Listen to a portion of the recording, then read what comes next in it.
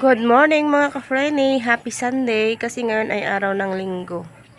August. Ano na yun? Maingay. August 16. Nakalahati na naman ang buwan ng August. Lagpas pa sa isang araw. May date kung saan sila nagsimula magsemento dito sa aming harap bahay. Ayan o. Nagsimula sila noong August 13, 2026. At ito ang kabuuan ng kanilang natapos. Ayan.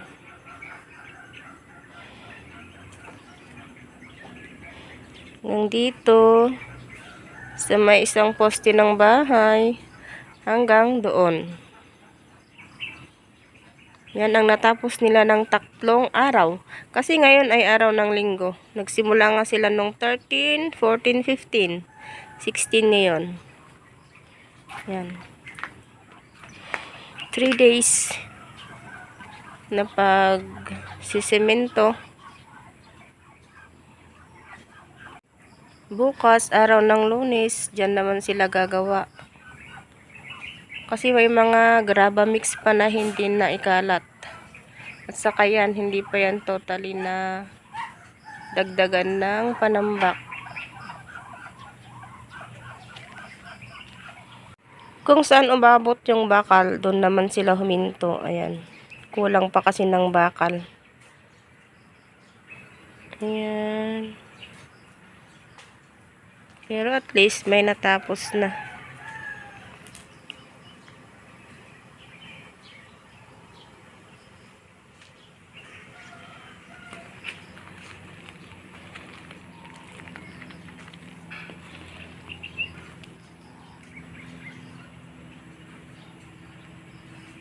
Hello mga ka-Frenny! Happy Monday po sa ating lahat. At ngayong araw ay makulimlim ang panahon. Dala ng may namumong mga bagyo na naman. At dala na rin ng hanging habagat. Yun ang sabi ng weather forecast.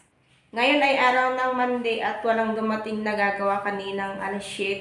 Anong oras na ngayon? Malapit ng mag alas 9. Dahil walang gagawa muna ngayong araw, kaya ako muna ang gagawa. Magtatanggal ako ng mga yung pinagputulan ba ng kahoy, tatanggalin ko yung naiwang ugat ba. Dahil kapag ganun nalalagyan nila ng semento, pagdating ng panahon, ibigay yung semento na nilagay sa pinakaibabaw ng naputol na kahoy ba. At yun, magsasanhi na yun ng butas. Kasi sira lang yung nilagay na pinaka-flooring na semento. At yan ang aking gagawin ngayon. Kumusta naman itong nangyari dito sa aking gilid ng labi? Hindi ko alam kung anong nangyari dito. Ayos na siya. Ayan. Ginagamot ko lang naman dito is Vaseline. Ngayon, ayan na. Umu-okay na.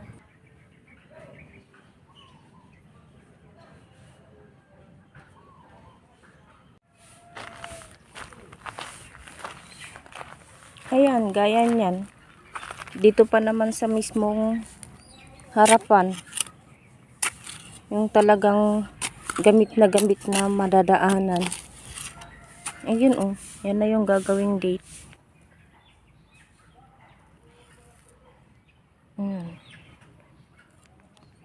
Malaki pa naman. Kaya pagtiisin ko ng hukayin. Pag nahukay naman ito madali nang tanggalin. Ito yung naputol na kahoy ng bugnay na pinagtamnan ko ng dragon fruit.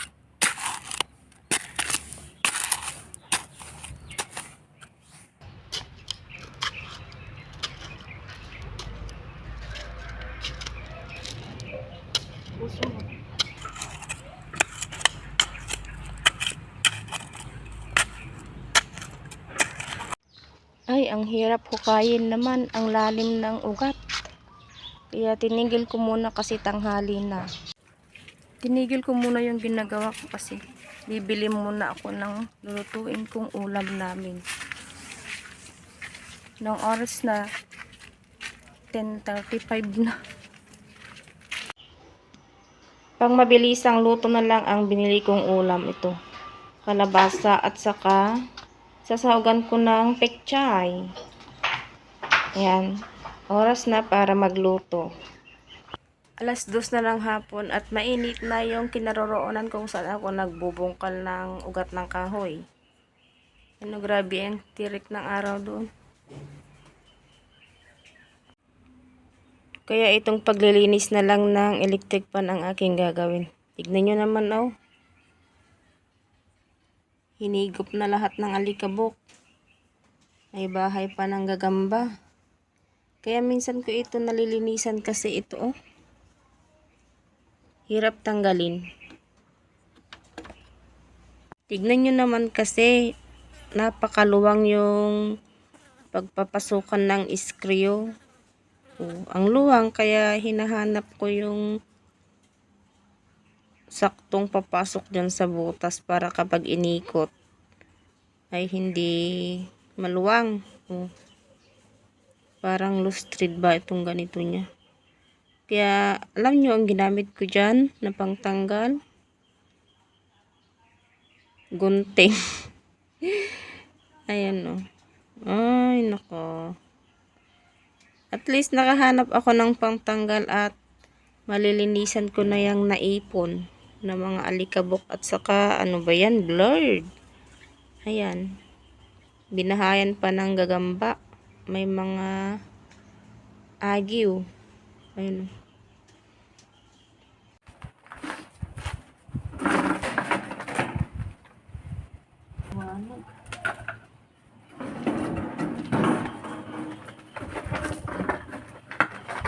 Ayan. Ay, nako. Apakaliwanag. Ito muna yung gagawin ko. Pang palipas ng oras ba. Habang hindi pa yon naliliman. Grabe pa kasi ang init. Kaya ito lang muna ang gagawin ko.